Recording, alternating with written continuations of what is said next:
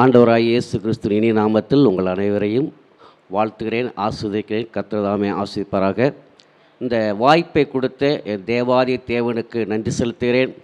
அதோடு இன்றைக்கு வார்த்தையை தியானிப்பதற்கு வாய்ப்பை கொடுத்த சகோதரர் சந்திரன் அவர்களுக்கும் மற்றும் மக்களுக்கும் நான் நன்றி சொல்கிறேன். கர்த்தர் உங்களை ஆசீர்வதிப்பாராக.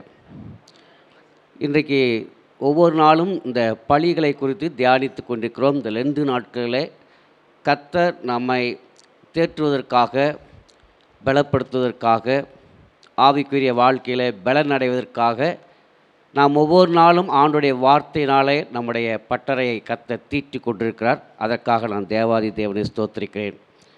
பழைய ஏற்பாட்டு காலங்களிலே நியாயப்பிரமாணத்தின்படி தன் தவறுகளை சரிவதற்காக, பாவங்களை மன்னிப்பதற்காக மிருகங்களுடைய இரத்தத்தை கொடுத்து பரிகாரமாய் கொடுத்தார்கள். அது வருஷத்தோறும் செய்தார்கள், தினந்தோறும் செய்தார்கள். எபிரேயர் 10:8 அவர் ஒரு பலி அல்ல பல பலிகளை செய்தார்கள். சர்வாங்க தகன பலி, சமாதான பலி, குற்ற நிவாரண பலி, பாவ நிவாரண பலி, இன்னும் போஜன பலி, பல பலிகளை செய்தார்கள். ஆனால் தேவன் இப்படி பலிகளுக்கு ஒரு முற்றுப்புள்ளி வைக்க இயேசு சிலுவையிலே தன்னை ஜீவ பலியாய் ஒப்பு கொடுத்தார். ஏனென்றால் அந்த மிருகப்பிள்ளைக்கு முற்றுப்புள்ளி வைக்கிறதுக்காக அவர் இந்த உலகத்தின் பாவத்தை சுமந்து தீர்க்கிற தேவ ஆட்டுக்குட்டியாக வந்து அந்த பலியை எனக்காக, உங்களுக்காக, உலக மக்களுக்காக அதை செயல்படுத்தினார். அவர் பலியை தீர்த்த பின்பு சிலுவையிலே அவர் ஜீவ பலியாய் தன்னை ஒப்பு கொடுத்த பின்பாக வேறொரு பலி வேண்டாம் என்று சொல்ல தேவன் விரும்பினார். அப்படி ஒரு பலியை நடத்துவார்களால் அந்த பலி அது தேவனுக்குரிய பலி அல்ல, சாத்தானுக்குரிய பலியாய் மாறிவிடுகிறது. ஆகவே நம்முடைய பாவத்துக்காக, நம்முடைய அக்கிரமத்துக்காக தேவன் சிலுவையிலே தன்னை பலியாக ஒப்பு கொடுத்ததுக்காக நாம் என்ன செய்ய வேண்டும்? ஒரு நன்றி கடனாக நம்ம என்ன பலி செலுத்த வேண்டும் என்பதைத்தான் கர்த்தர் விரும்புகிறார். நாம் இப்போ செய்ததைப் போல துதிப்பலிகளையும் ஸ்தோத்திர பலிகளையும் கர்த்தருக்கு செலுத்த வேண்டும். ஸ்தோத்திர பலியிடுகிறவன் என்னை மகிமைப்படுத்துகிறான் என்று சொல்கிறது. அதனால தான் பிலிப்பியர் 4:6 நீங்கள் ஒன்றுக்கும் கவலைப்படாமல் எல்லாவற்றையும் ஸ்தோத்திரத்தை தெரியப்படுத்துங்கள் என்று. தாவீது சங்கீதம் 34:1 கர்த்தரை நான் எக்காலத்திலும் ஸ்தோத்திரிப்பேன், அவர் துதி எப்பொழுதும் என் வாயில் இருக்கும் என்று சொல்லப்படுகிறது. ஏசாயா 43:21 இந்த ஜனத்தை எனக்கு ஏற்படுத்தினேன், இந்த ஜனம் என்று நம்மை, உலகத்தை அல்ல, இவர்கள் என் துதியை சொல்லி வருவார்கள் என்று. ஆகவே இந்த மிருக பலிகளை நிறுத்தி தேவன் நமக்காக ஜீவ பலியை கொடுத்த நாளைத்தான் இந்த 40 நாட்களாக நாம் கொண்டாடுகிறோம். ஏன் நிறுத்த சொல்கிறார் என்றால் எபிரேயர் 10:26 பார்த்தால் நாம் தேவனை குறித்து அறிந்த பின்பாக, சத்தியத்தை அறிந்த பின்பாக நாம் அந்த பலிகளை அறியக்கூடாது. யோவான் 8:32 சொல்லுகிறது, சத்தியத்தை அறிவீர்கள், சத்தியம் உங்களை விடுதலையாக்கும். மிருக பலிகள் மூலமாய் பரலோகம் போக முடியாது. யோவான் 14:6 சொன்னபடி நானே வழியும் சத்தியம் ஜீவனுமாய் இருக்கிறேன், என்னை அல்லாமல் பிதாவிடத்தில் வர முடியாது என்ற அந்த இயேசு கிறிஸ்துடைய ஜீவ பலி மூலமாகத்தான் நம்ம பரலோகம் போக முடியும், நமக்கு வேறொரு வழி அல்ல. ஆகவே கடவுள் இந்த இடத்துல தேவன் நமக்கு ஆக பலியானார். ஆனால் நம்மிடத்தில் அவர் எதிர்பார்க்கிற என்ன பலி? அவர் தன் ஜீவனை கொடுத்த பலி. ஆனால் நாம் அவருக்காக என்ன பலி செலுத்த வேண்டும் என்பதை நாம் விரும்ப வேண்டும். ஆண்டவர் பழைய ஒரு பாடல் உண்டு, உனக்காக நான் மாறித்தேனே, எனக்காக நீ என்ன செய்தாய், உனக்காக நான் மாறித்தேனே, எனக்காக நீ என்ன செய்தாய், எனக்காக நீ என்ன செய்தாய். ஆண்டவர் ஒரு கேள்வி கேட்கிறார், உனக்காக நான் ஜீவனை கொடுத்தனே, ஒரு சொட்டு ரத்தம் கூட இல்லாமல் கொடுத்தனே, எனக்காக நீ என்ன செய்கிறாய் என்று. ஆகவே ஒரு 3 பலியை நான் சுருக்கமாக உங்களிடத்தில் தேவனுடைய வார்த்தை பகிர்ந்து கொள்ள கொள்கிறேன். 1 சாமுவேல் 15ஆம் அதிகாரம் 22ஆம் வசனம். ஒருவேளை வசனத்தை வாசித்தால் அந்த குறிப்பிட்ட டயத்துக்குள்ள முடியாது. அந்த வசனத்தை 1 சாமுவேல் 15ஆம் அதிகாரம் 22ஆம் வசனத்தில் சொல்லுகிறது, உன் பழியை பார்க்கலும் என் கீழ்ப்படிதலே உத்தமம் என்று. ஆண்டவர் நம்ம ஒரு பழி என்னன்னா, தேவனுடைய சத்தத்துக்கு கீழ்ப்படுகிறதே ஒரு பழி என்று சொல்லப்படுகிறது. தேவன் சவுல் ராஜாவை பார்த்து அமலேக்கியர்களை வீழ்த்தி ஆடு மாடு எல்லாம் வெட்டி போட்டு வர சொன்னார். சத்தத்தை கேட்ட சவுல் ராஜா தெளிவாய் சத்தத்தை கேட்டார். ஆனால் செயல்படும்போதோ பழுதானதையும் மெலிந்து போனதையும் கெட்டுப்போன ஆடு மாடுகளை வெட்டி போட்டு நல்ல ஆடு மாடுகளை மறைத்து வைத்து கொண்டார். ஆனால் தேவன் சொன்ன வார்த்தை என்ன? எல்லாவற்றையும் அழித்து போடு என்று. ஆனால் அந்த சவுல் ராஜா ஆண்டுடைய வார்த்தைக்கு கீழ்ப்படியாமல், அப்பொழுதுதான் அந்த வார்த்தை சொன்னார், உன் பழியை காட்டிலும். அதற்கு காரணம் என்ன சொல்கிறாரு? ஆண்டவரே, இந்த நல்ல ஆடுகள் மாடுகளை உங்களுக்கு பலியிடுறதுக்காக நான் வைத்தேன் என்று. கர்த்தர் என்ன சொன்னார்? எல்லாத்தையும் அழித்து போடு என்று சொன்னார். ஆனால் சவுல் ராஜா கர்த்தருடைய வார்த்தைக்கு கீழ்ப்படியாமல் தேவனுக்கு பழி செலுத்த வேண்டும் என்று ஒரு காரணத்தை சொல்லுகிறார். நீங்களும் நானும் தேவன் நமக்கு என்ன சொல்லுகிறாரோ, எதை செய்ய சொல்லுகிறாரோ, எங்கே இருக்க வைக்கிறாரோ, எங்கே போக வேண்டும் நினைக்கிறாரோ அதை செய்யாமல் தேவனிடத்தில் காரணங்களையும் சாக்கு போக்குகளையும் சொல்லுவதை கர்த்தர் விரும்புவதில்லை. ஏன்னா அந்த சவுல் ராஜா தன் ஆண்டுடைய சத்தத்துக்கு கீழ்ப்படியவில்லை. கீழ்ப்படுகிறதையும் ஒரு பழியாக நாம் எடுத்துக்கொள்ள வேண்டும். அந்த யோவான் அந்த 1 சாமுவேல் 15:22 சத்தத்திற்கு கீழ்ப்படியாமல் தேவனுக்கு நாம் எதை செய்தாலும் தேவன் பிரியப்பட மாட்டார். தேவன் சவுல் நான் பலியிட நல்ல ஆடுகளை வைத்திருக்கிறேன் சொல்கிறதில்லை, அவர் பிரியப்படவில்லை. நாம் கூட கர்த்தருக்கு கீழ்ப்படியாமல் கர்த்தரோட உறவில் சரியாக இல்லாமல் ஆலயம் செல்லலாம், காணிக்கை கொடுக்கலாம், ஆராதனை செய்யலாம், ஊழியம் கூட செய்யலாம். ஆனால் கர்த்தர் அதனை விரும்பவில்லை. என் சத்தத்துக்கு கீழ்ப்படிய வேண்டும் என்று அந்த 1 சாமுவேல் 15ஆம் அதிகாரம் 23ஆம் வசனத்தில் இரண்டகம் பண்ணுகிறது. கிறிஸ்தவ வாழ்க்கையிலும் இன்றைக்கு அப்படித்தான் நடித்து கொண்டது. இரட்டை வேஷம் போட்டுக்கொண்டு கிறிஸ்தவ வாழ்க்கை வாழ்ந்து கொள்கிறது. ஒருவேளை சபைக்கு வந்தால் பாடல், துதி, ஸ்தோத்திரம், வீடு போனால் கெட்ட வார்த்தைகள், பொல்லாத வார்த்தைகள், பொறாமையின் வார்த்தைகள் பல காணப்படுகிறது. இங்கே சபைக்கு வரும்போது தாழ்மையாக இருக்கிறோம், மற்றவர்களை கனப்படுத்துகிறோம், நல்ல அன்பாக பேசுகிறோம். ஆனால் சபையை விட்டு போகும்போது நம்முடைய வாழ்க்கை வேறு விதமாய் தாறுமாறாய் மனம்போன போக்கிலே நம்ம இஷ்டத்துக்கு செயல்பட ஆரம்பிக்கிறோம். ஆகவே கர்த்தர் சொல்லுகிற காரியம், இந்த இரட்டை வேஷம் போடக்கூடாது. தேவன் நமக்கு என்ன சொன்னாரோ அதற்கு கீழ்ப்படிந்து செயல்பட வேண்டும். கொஞ்சம் டைம் குறுக்கியனால வேகமாக ஓடுற மாதிரி இருக்குது. அப்போ ஆண்டவர் தேவனுடைய வார்த்தைக்கு கீழ்ப்படியும் போது அது பழியை விரும்புகிறார். அதாவது யாக்கோபு 1ஆம் அதிகாரம் 22ஆம் வசனம் சொல்லுது, நீ வசனத்தை கேட்கிறவர்களாய் மாத்திரமில்லை அதன்படி செய்கிறவர்களாய் இருங்கள். அப்படி வசனத்தை கேட்டு அதன்படி செய்யாவிட்டால் நம்மை நாமே வஞ்சிக்கிறோம் என்று வேதம் சொல்லுகிறது.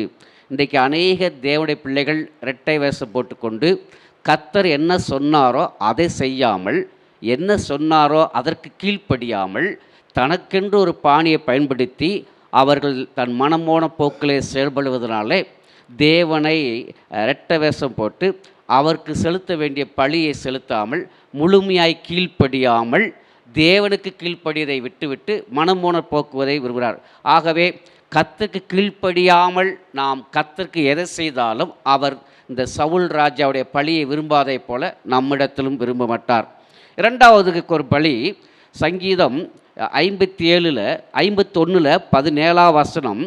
தேவனுக்கேற்ற பழி எதுன்னா நொறுங்குண்ட இருதயம் என்று சொல்லப்படுகிறது. நறுங்குண்ட இருதயம்.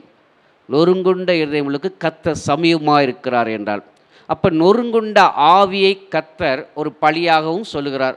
அது எது நொறுங்குண்ட ஆவி என்றால், இன்றைக்கி உலகத்திலே கடன் பிரச்சனையில், வறுமையில், குழப்பத்தில், போராட்டத்தில் நொறுங்கி இருதயம் உடைந்து நொந்து நூலாக இருக்கிறார்களே, அதை பற்றி சொல்லுகிறாரா? இல்லை. எதை சொல்லுகிறார்? அந்த நொறுக்குதல் தேவையில்லை. ஆண்டவர் சொல்லுகிற காரியம், தான் செய்த பாவத்தை, தான் செய்த தவற்றை, தான் செய்த தேவனுக்கு விரோதமான காரியத்தை செஞ்சிட்டுமோ என்று வேதனைப்பட்டு மனம் வருந்தி ஆண்டவரிடத்தில் ஜெபிக்கிறோம், நொறுங்கி ஜெபிக்கிறோம்ல, அந்த ஆவி, அந்த பழியைத்தான் கர்த்தர் விரும்புகிறார். ஏனென்றால் மத்தேயு 5ஆம் அதிகாரம் 4ஆம் வசனம் சொல்கிறது, துயரப்படுவர்கள் பாக்கியவான்கள், அவர்கள் ஆறுதல் அடைவார்கள். அப்படியானால் உலகத்தில் கடனில், உலகத்தில் பிரச்சனையில், போராட்டத்தில் ஒவ்வொரு மக்களும் கவலைகள் இருக்கிறார்கள், துயரப்பட்டு கொண்டிருக்கிறார்கள். அப்படியானால் தேவன் அந்த துயரப்பட்ட எல்லாரும் பாக்கியவான்களா? அல்ல. அதோட அர்த்தம் என்ன? தான் செய்த தவறை, தான் பேசிய தவறை உணர்ந்து, அந்த ஹில்ட்டின்னு சொல்லுவாங்களே, குற்ற உணர்வு உணர்ந்து மன வருந்தி தேவனிடத்திலே பாவரிக்கை செய்து பாவ மன்னிப்பை பெறும்போது அதைத்தான் கர்த்தர் ஜீவப்பழி என்று தேவனிடத்தில் செய்து. ஆகவே தான் செய்த பாவத்துக்காக மன வருந்த வேண்டும். பேதுரு இயேசுவை மறுதலித்து விட்டேனே என்று மன வருந்தினான். குற்ற உணர்வு அவனை வாட்டியது. மனங்கசந்து அழுது தேவனிடத்தில் வரும்போது கர்த்தர் அவரை எடுத்து பயன்படுத்தினார். அவருடைய பிரசங்கத்திலே 3000 பேர் 5000 பேர் ரட்சிக்கப்பட்டார்கள். இன்னொரு மனிதன் இருந்தார், யூதாஸ் காரியத்து. அவன் இயேசுவை 30 வெள்ளிக்காசு காட்டி கொடுக்கும் பொழுது 2 அடி அடித்து இயேசுவை விட்டுருவார்கள் நினச்சி காட்டி கொடுத்தான். ஆனால் அவனும் நான் இவளை செஞ்சு விட்டனே, இவர் இப்படிப்பட்ட தேவனுக்கு நான் பணத்துக்காக செஞ்சிட்டேன்னு சொல்லி மன வருந்தி அந்த வாங்கிய காசை தூக்கி எரிஞ்சு விட்டு வந்தான். ஆனால் தேவனிடத்தில் வந்திருந்தால் நிச்சயமாக கர்த்தர் அவனை ஏற்றுக்கொண்டிருப்பார். ஆனால் அவன் ஆண்டோடத்திலே வராமல் பிசாசுடைய வழிநடத்தும்படி செயல்விட்டான். தேவன் நம்மளிடத்தில் விரும்புகிற இந்த நறுங்குண்ட இருதயம் என்ன தெரியுமா?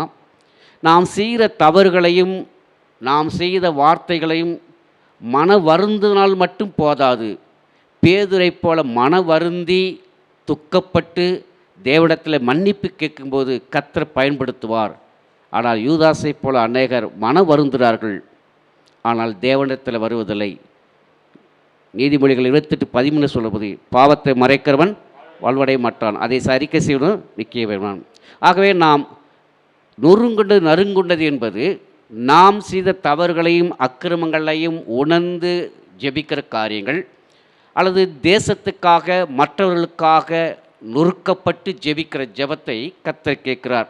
ஆனால் யோபு 42:10 யோபு தன் சிநேகிதனுக்காக வேண்டிக் கொண்டார், அவரை சிறையிருப்பையும் மாற்றினார், இரட்டிப்பான ஆசீர்வாதத்தை கொடுத்தார். அப்போ வசனம் எங்களுக்கு சொல்லுது, நம்முடைய இருதயத்தில் நாம் செய்த தவறுகளையும் அக்கிரமங்களையும் உணராமல், துயரப்படாமல், நொறுங்கி உடைந்து ஆண்டுடைய சமூகத்தில் ஜெபிக்காமல், எவ்வளவு துதித்தாலும், எவ்வளவு பாடினாலும், எவ்வளவு ஸ்தோத்திரித்தாலும், எவ்வளவு காணிக்கை கொடுத்தாலும் அவர் இரட்டிப்பான ஆசீர்வாதத்தை அவரால் தரவே முடியாது. ஆகவே ஆண்டவருடைய வாசனம் என்ன? மனம் திரும்பாமல் பார்வோனைப் போல இருதயத்தை கடினமாய் வைத்து கொண்டிருப்போமானால், பார்வோன் இருதயம் கடினமாக இருக்க இருக்க தேவனுடைய வல்லமை, தேவனுடைய அற்புதம், தேவனுடைய ஆசீர்வாதம் வரவில்லை, தண்டனை தான் வந்தது. அநேக நேரங்களில் நாம் செபித்தும் ஆராதித்தும் அவரை மகிமைப்படுத்தியும் ஏன் ஆசீர்வாதம் வரவில்லை என்றால், நம்முடைய இருதயம் துயரப்பட்ட நாம் தன்னுடைய பாவத்துக்காக உணரப்படாமல் கடினப்படுத்துவதனாலே நம்முடைய ஆசீர்வாதத்தை இழக்கிறோம். 2 காரியங்கள். 2வது பழி. 3வது பழி ரோமர் 12:1 அது எல்லாம் தெரியும், ஏன்னா நான் எல்லாம் உங்களுக்கு தெரிஞ்சனால தான். அடுத்து, நம்முடைய சரீரத்தை ஜீவ பலியாக இயேசுவுக்கு ஒப்பு கொடுக்க வேண்டும். அது 3வது பழி நாம் செய்ய வேண்டும். முதலாவது தேவனுக்கு செவி கொடுத்து கீழ்ப்படியும் போது. 2வது பழி நம்முடைய இருதயம் நறுக்கப்பட்டதற்கு, எதற்காக? நம்முடைய தவறுகளுக்காக.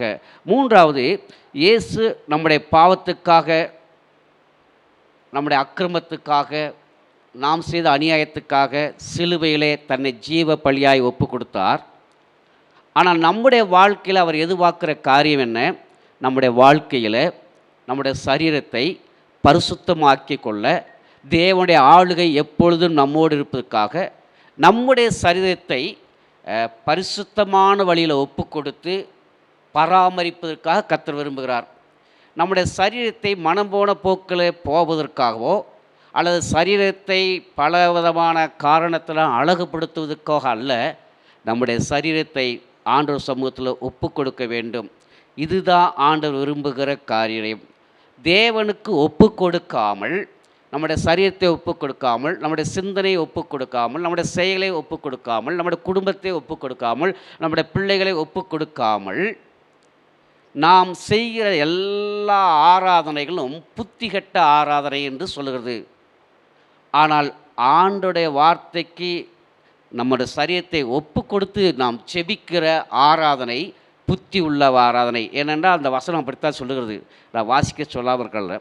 ஆகவே பழைய ஏற்பாட்டிலே ஆண்டவர் சொல்கிறார், என் கடவுள் சொல்கிறார், என் ஜனங்கள் உதட்டிலே என்னை ஆராதிக்கிறார்கள், பாடுகிறார்கள், என்னை புகழுகிறார்கள், அவருடைய இருதயம் தூரமாக இருக்கிறது.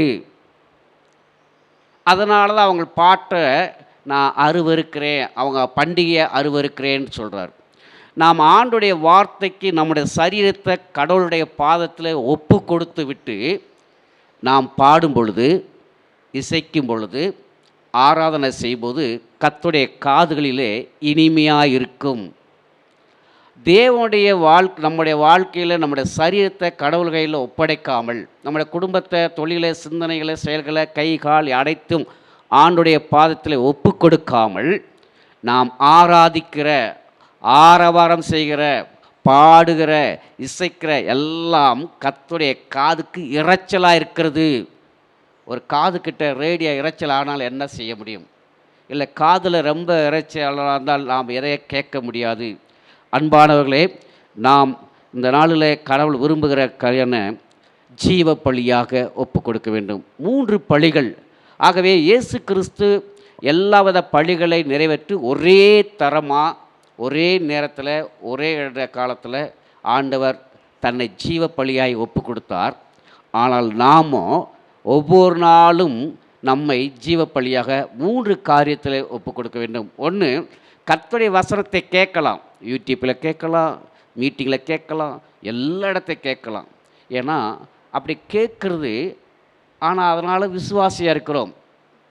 வேதத்தில் ஆண்டவர் சொல்கிறாரு, விசுவாசியாக இருக்கிறத விசுவாசத்தில் இருக்கணும். விசுவாசி இருக்கிறது சாத்தானும் விசுவாசியாக இருக்கணும். யாக்கோபு 1:20 சொல்லப்படுகிறது. அப்படின்னா என்ன? தேவனுடைய வார்த்தையை கேட்கிறவளாய் மாத்திரமில்லை, அதன்படி செய்கிறவளாய் கீழ்ப்படியும் போது பழியை செலுத்துகிறோம். 2வது, நம்முடைய இருதயங்கள் தான் செய்த தவறுக்காக உடைந்து நொறுக்கப்பட வேண்டும். அந்த பேதுரை போல நொறுக்கி உடைந்து அதோடு போயிடாமல் பாவத்தை அறிக்கை செய்து கர்த்தரிடத்தில் பாவ மன்னிப்பு பெற ஆண்டோடத்தில் வரும்போது கர்த்தர் நம்மளை அநேக காரியத்துக்காக பயன்படுத்துவார். 3வது, நம்முடைய சரீரத்தை இந்த உலக மக்களைப் போல ஆடம்பரத்துக்கும் அழகுபடுத்துவதற்கும் ஒப்பு கொடுக்காதபடி ஆண்டுடைய பாதத்தில் பரிசுத்தத்துக்கு ஒப்பு கொடுக்கும்போது, ஜீவ பலியாக நம்ம ஒப்பு கொடுக்கும்போது, ஜீவ பலி என்றால் நம்ம சாகணும்னு இல்லை. ஒருத்தர் என்கிட்ட கேட்டார், ஏசு நான் சாக போகிறேன், நான் ஏசு சேர்த்து யாருக்கு பயன்பட போகுது? உயிரோடு இருந்தால் 4 பேர் சொல்லலாம். அப்போ என்னென்னா, நம்முடைய சரீரத்தை, நம்முடைய வாழ்க்கையை, எண்ணங்களை, ஊழியத்தை ஜீவ பலியாய் ஒப்பு கொடுக்கும்போது கர்த்தர் மகிமைப்படுவார், சந்தோஷப்படுவார். இந்த பலிகளை இந்த நாளில் கர்த்தர் உங்களிடத்தில் சொல்லுவதற்கு எனக்கு கர்த்தர் ஆயத்தப்படுத்தினார். நேற்று சொன்னாங்க, திடீரென்று சொல்லும்போது கர்த்தர் இந்த வசனத்தை சொல்லுவதற்கு எனக்கு ஒரு வாய்ப்பை கர்த்தர் கொடுத்ததுக்காக கர்த்ததாமே ஆசீர்வதிப்பாராக. ஆகவே தேவன் ஒரு முறை தன்னை ஒப்பு கொடுத்து ஜீவ பலியிலே அவர் தன்னை ஒப்பு கொடுத்தார். நாம் ஒவ்வொரு நாளும் ஒவ்வொரு நிமிஷமும் நாம் ஆண்டவருக்கு ஒப்பு கொடுத்து ஜீவ பலியாக ஒப்பு கொடுக்கும்போது நம்மளோட வாழ்க்கை ஆசீர்வாதமாய் மாறும். நம்முடைய வாழ்க்கையில் ஒரு பெரிய மாற்றங்கள் வரும். நம்முடைய வாழ்க்கையில் ஒரு பிரகாசத்தை காண முடியும். நம்முடைய வாழ்க்கையில் தடைகள் தானாய் ஓடும். தேவனிடத்தில் ஒப்பு கொடுக்கும்போது மாற்றம். ஒரு வாட்டர் டேங்கில் இருக்குது, தண்ணி வருது, வாட்டர் டேங்கில் பைப்பில் தண்ணி போகுது, வாட்டர் டேங்கில் தண்ணி நிறையுது, எல்லாம் ரைட்டு. ஆனால் நம்ம திருகிற பைப்பில் தண்ணி வரல. ஏன், எதுக்கு அப்படின்னா, ஓட்டுகிறவர் மேலே குறையில்ல, டேங்க்கு மேலே குறையில்ல, போட்ட பைப்பு மேலே குறையில்ல. குறை என்ன? அடைச்சிருக்கு. அடைச்சதை சரி பண்ணணும். நிறைய பேர் ஹார்ட்டில் அடைச்சா சரி பண்ணுறது மாதிரி ஆண்டவர் நம்ம வாழ்க்கையில் கடவுள் கொடுக்குற ஆசீர்வாதம் வந்து கொண்டு இருக்கிறது. ஆனால் ஒரு அடைப்பு இருக்குது. அந்த அடைப்பை என்ன செய்யணும்? ஆன்சர் பண்ணணும். அந்த அடைப்பு யாருக்கிட்ட இருக்குது? நம்மகிட்ட இருக்குது. அப்போ இத்தனை ஆசீர்வாதத்துக்குன்னா நம்முடைய பழியை, ஜீவ பழியை ஆண்டவர் கொடுத்ததை போல் நாம் ஜீவ பழியாக நம்ம ஒப்பு கொடுக்கும்போது அந்த அடைப்பு மாறும்போது சகல ஆசீர்வாதத்தையும் தானாய் கர்த்தர் கொடுப்பார். பெரிய காரியங்களை செய்வார். கர்த்ததாமே உங்களை ஆசீர்வதிப்பாராக. செபம் செய்வோம். அன்பின் தேவனே, இந்த அருமையான வேலைக்காக ஸ்தோத்திரிக்கிறோம். தேவரே, இந்த நேரத்தில் நம்முடைய பாதத்தில் ஆண்டவரே, நம்முடைய கல்வாரி சிலுவையிலே ஆண்டவர் 2025 ஆண்டுகளுக்கு முன்பாக ஆண்டவரே, நீ சிலுவையிலே தொங்கினீரே.